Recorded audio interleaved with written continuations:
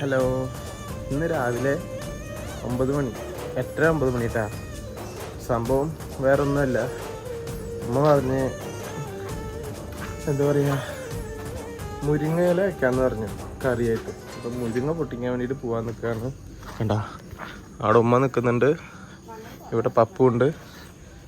അപ്പുറത്ത് മുരിങ്ങ പൊട്ടിക്കാൻ പോകണം, അതിന് വേണ്ടി പോകാൻ നിൽക്കുക. ബൈ.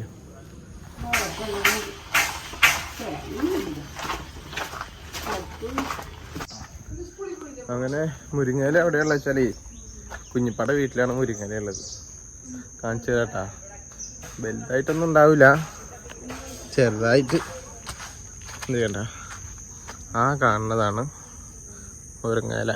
എപ്പോഴും ഞങ്ങൾ ഇവിടെ വന്നിട്ട് പൊട്ടിക്കല്, വേറെ എവിടെയും മുരിങ്ങയിലൊന്നും ഇല്ല.